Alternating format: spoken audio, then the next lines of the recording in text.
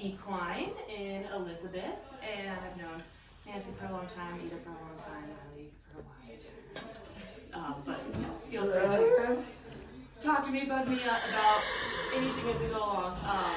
Nancy had the great idea to do these seminars. She gave me a few topics she thought maybe we could start with, and I said I really like your arthritis one. I feel like I can sink my teeth into that. But my plan is to make this kind of informal. You stop me at any point along the way if you have questions, specific questions or clarifying questions. I have a few notes, but I didn't make a presentation. I also brought some models, so we can kind of pass these around at some point as we're talking about joints. But anybody know what part of the body this is? Do not delete hidden buttons. Spine, yes.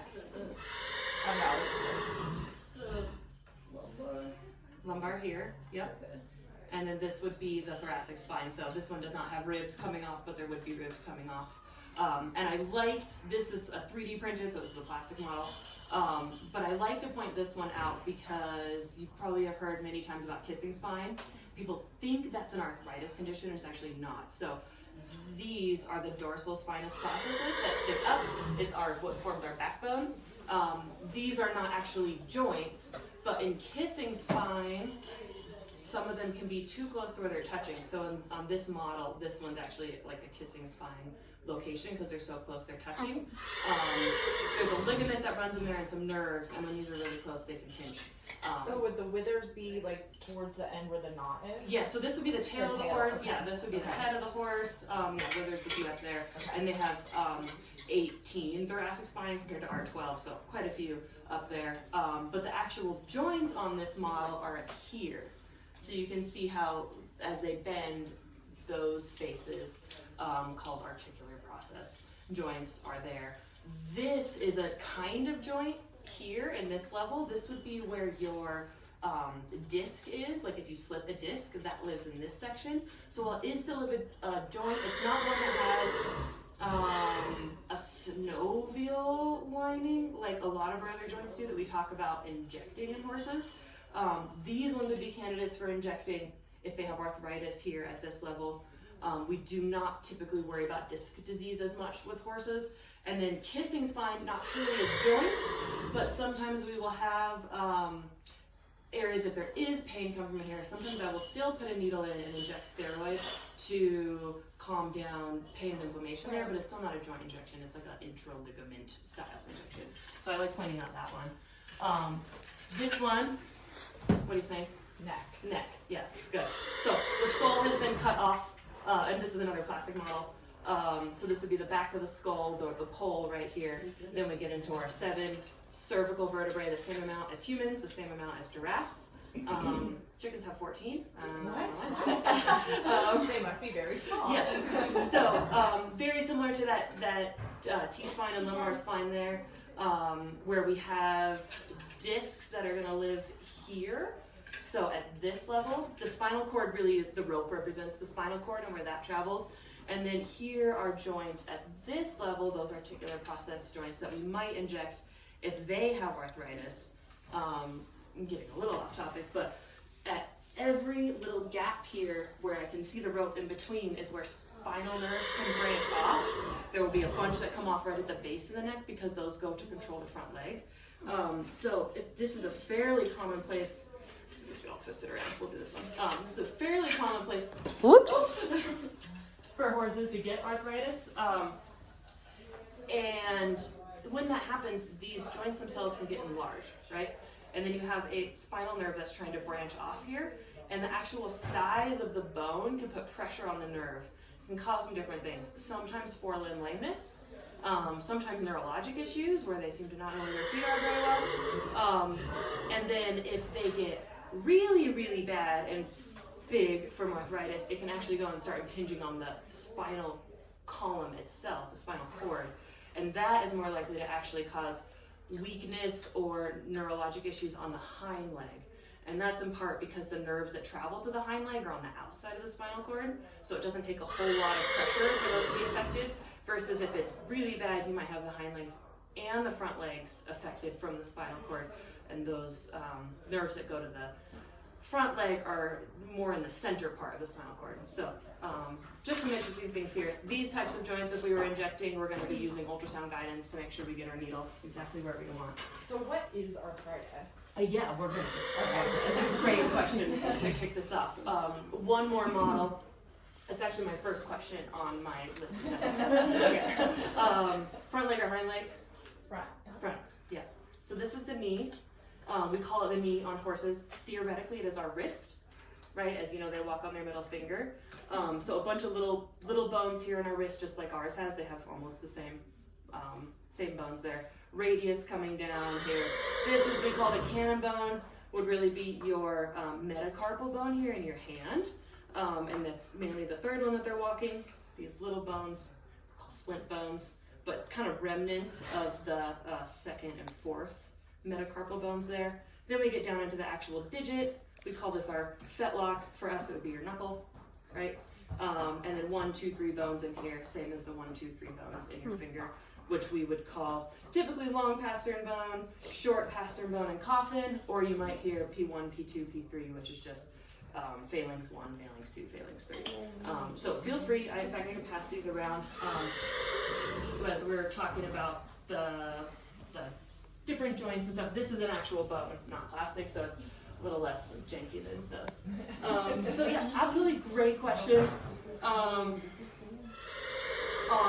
like what is arthritis and then kind of some of the things that cause it. So arthritis is really inflammation that happens within the joint, right? You can have really mild stages of inflammation and you can have really severe end stage phases of inflammation.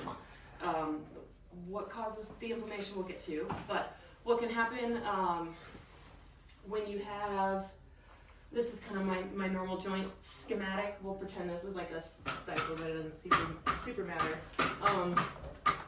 The orange here is bone. The red represents the cartilage that kind of lines that surface. The blue on the edge, that's what we call the joint capsule. So while the bones are only touching here, the joint capsule kind of extends out from the actual gap you see there. And then the green that I put on there indicates like the synovial lining, which lines a lot of the inside of that joint capsule and around the bone. It doesn't cover the cartilage, it kind of lines the rest.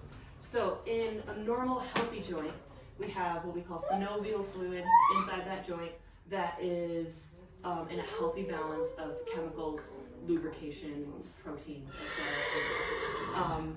Something that might cause arthritis, and we'll talk about some of those different things, is going to change the balance of the protein and the chemicals within that joint. A lot of them will lead to these kind of chain reactions. So if you have one, the arachidonic acid pathway is one, but you tip one and kind of all the dominoes fall, and then you get these end products that can be pro-inflammatory, that can cause more pain, more damage within the joint. Often that's our body's attempt to fix the problem, and they might be fixing some things, but having side effects of that process where we cause some damage. And the body mostly recovers, and then you have another little stress, and then maybe the pathway kind of starts over, a little more damage, now it's a little less healthy, then something else stresses it, or something else happens, or just time happens, and it gets a little less healthy. Then over time, what you'll find is, I'm gonna leave this left side as the kind of healthier side of the joint, and I'll change and show you what we can start to see here. So over time, what you might find is first, usually it's the synovium that gets pissed off. So the synovium here starts to get thicker, and it stops producing, it's really responsible for producing a lot of the proteins and chemicals within the joint, but it stops doing as good of a job of doing that imbalance, right?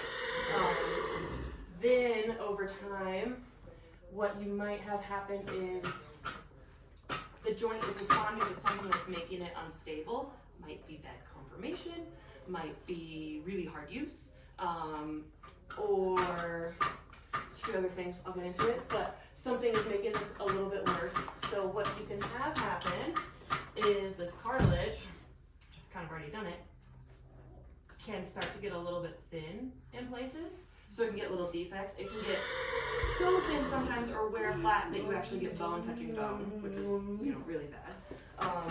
But as this gets a little bit stable and the body's trying to like rebalance and stabilize this kind of unstable joint, the bone turnover in the joint gets abnormal too. So first we have the lining within the joint, but then we actually have the bone to worry about. So there's something here right under the cartilage. This is a slightly different composition of bone that we call the subchondral bone. So chondro refers to the cartilage, like the chondrocyte, and sub meaning under. So just beneath that layer, there's the subchondral bone. It tends to lose its normal balance too. There's these osteoclasts that eat away the bone, osteoblasts that build the bone, that should be in normal balance throughout our lives as we're growing, as we're responding to stress, maybe even as you're healing from a fracture or something like that, that they're trying to restore that balance. But in arthritis, basically the cells that kind of eat away and add bone get out of balance, and often they'll start to get what we call sclerosis here, where on x-ray it would look brighter white. I'm making it brighter orange. But that's just because the bone itself is kind of inflamed. And then from there you might get that, which is this bone spur, as we call it. Now, why does the joint do that? Why does it put this spur down? Basically it's responding to something abnormal, and it's saying, maybe if I put more bone here, I can stabilize this thing and it'll stop wiggling or being unstable in the way I don't like, and it will be stronger. And that might be true, that's a little stronger, but it hurts more. And so these bone spurs often will look a little pointy, a little irritating. It's also right where these soft tissues are that are kind of rubbing over it, and so it can make it less comfortable. Then sometimes what we'll see too is the joint capsule. I guess I should make this even bulge a little more. Because you'll often get extra fluid within the joint when this happens. We call that effusion. And then the capsule itself can start getting quite thick. When that capsule gets thick, now we lose even more range of motion because the capsule doesn't stretch like it should. So you might notice a knee is a classic example, like a handed around, where over time they might not want to pick their leg up quite as high, right? They want to leave it lower to the ground. And that's often actually because the joint capsule just doesn't stretch and move as well because it's gotten really thick and inflamed over time. Yeah, I mentioned the cartilage. Usually cartilage loss is one of the last things we'll see in arthritis, but sometimes they will get a specific like physical damage to the cartilage, which can make it go down faster. And then in a stifle, there's actually this structure called the meniscus, right? That sticks in between. The meniscus are not in every joint, but stifle is a good example of one. Sometimes that meniscus, as it gets really inflamed, will actually squirt out, like extrude a little bit, and then you have even more likely to have bone on bone. That happens in human knees too. And then there's more ligaments inside in most joints. The knee is again a good example. The kind of crisscrossy part, like the cruciates. Dogs are great at injuring their cruciate ligaments.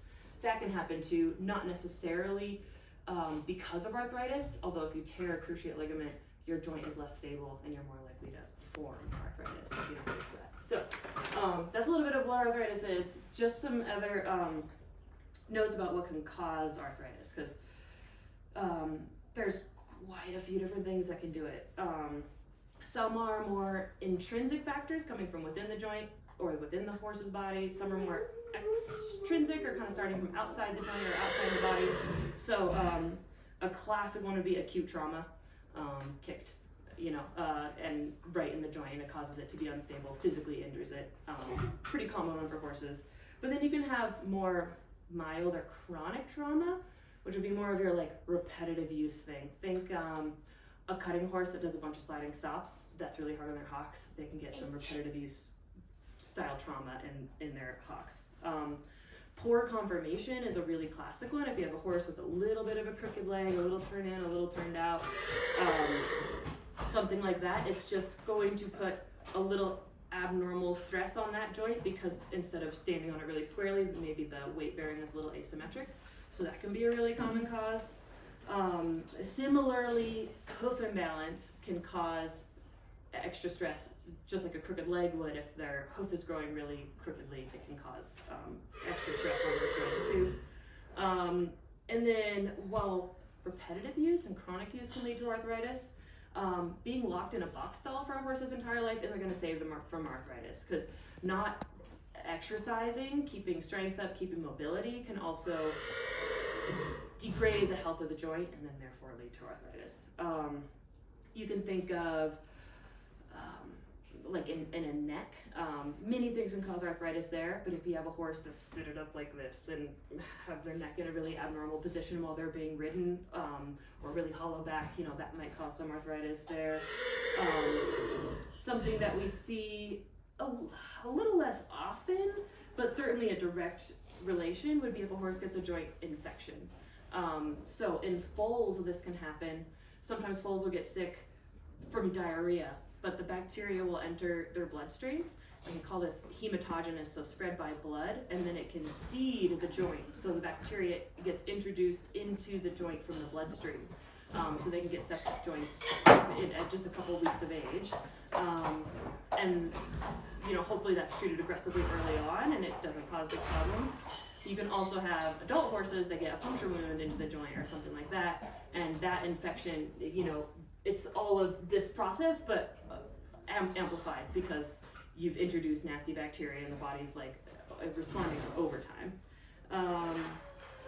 Then again, a little less common in horses, but certainly possible, the immune system itself can lead to arthritis. You've probably heard of like rheumatoid arthritis. That's an immune-mediated process where your body's reacting to itself and causing arthritis.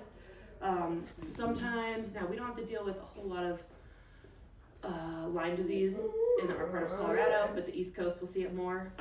Horses can get infected with Lyme disease, and that can actually cause synovitis, polysynovitis we call it, where multiple joints or sometimes shifting lameness occurs as the body's reacting to the infection, but it starts attacking its own self a little bit too.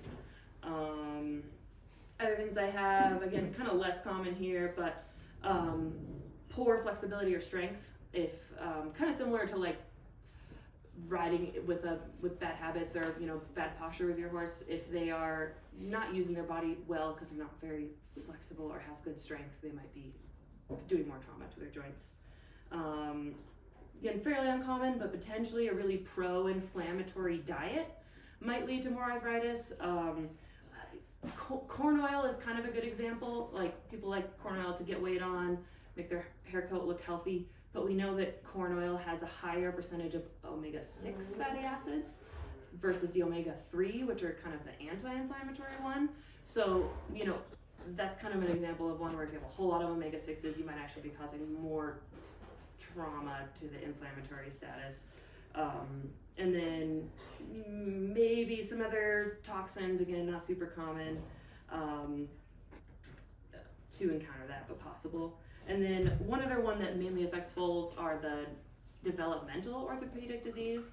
So if you've heard of a horse having like an OCD fragment in their joint, which is like a little bone chip, or sometimes they will have as their joint develops, they'll have what we call a cyst that develops within the bone. It's kind of this fluid-filled part of the bone. Usually there's a little bit of a cloaca connecting it to the surface. And the presence of that, or the presence of an actual bone chip, which could be floating here, and it's bone, not cartilage, can cause, well, it's a physical thing in there that's causing a problem, and that can lead to arthritis. So in a young horse, as we're screening for OCD lesions, often with the x-rays at some point, if we see something like a cyst or a fragment, the treatment there is going to be, you can actually put a screw through the cyst, it's kind of crazy, or you can go in there surgically and remove the bone chip, so we're removing the actual source of some of that. And often if you find these things when the horses are young and take care of it, it usually is not going to cause any major issues down the line. But if that bone chip sits in there for 10 years before we notice it, it's probably caused some damage. So any other questions on causes? For the, when you said the joint infections that happen in some of the foals, Yeah. would that present itself at a young age, or would that be something that lies dormant in that joint and then all of a sudden erupts? Great question. Usually these foals that get septic joints are sick, and umbilicus is sick, and diarrhea, they're in a hospital for some reason. Most of the time during their exam, you will notice, hey, this joint all of a sudden is hot and swollen. So usually they're days to weeks old Okay. when it presents. It's not something that's gonna sit and you'll not find. Okay. Yeah. Thank you. Why can the bacteria from those infections get into their blood, but Into not, their bloodstream, yeah. not adult horses? So, it's another great question. So we know when young horses are born, they don't have any immunity, right? They have to get it from their colostrum. So originally their gut, we call it open. Now, meaning their body is like, let's bring all of these immunoglobulins into our body to fight infection because we don't have any of our own. So the gut initially in like for 24 to 36 hours wants to be wide open and absorb as much stuff as it can. Well, that can include bacteria that's exposed to something bad. And theoretically, it should still be able to fight a lot of those things off, but it might get bad. And then if they do get sick, then their immune system's even weaker and they're just less able to fight it off. So does that happen a lot more like orphan foals that don't get the cholesterol right? Yeah, there's not necessarily orphan. A lot of times what might happen is you have a foal that's born that doesn't have a great suck reflex, like nurse reflex. They can be what we call a dummy foal or maladjustment. Or maybe they can be born with actually kind of crooked legs that don't let them stand very well, so then they can't just physically get to nurse. Got it. Or sometimes the mare's colostrum quality is just really poor. Or sometimes they'll go and they'll suck on everything in the stall, and those are usually the dummies, but they don't really nurse very well or very early, and so they're more likely to do that. Well, then they're just nursing on bacteria. Yeah, exactly. Yeah. So if we confirm that they have adequate transfer, they're much less likely to get sick or a joint infection. But if they have been kind of middle of the road or what we call failure of passive transfer, they're at a much higher risk of developing one of these things. Yeah. Anything else?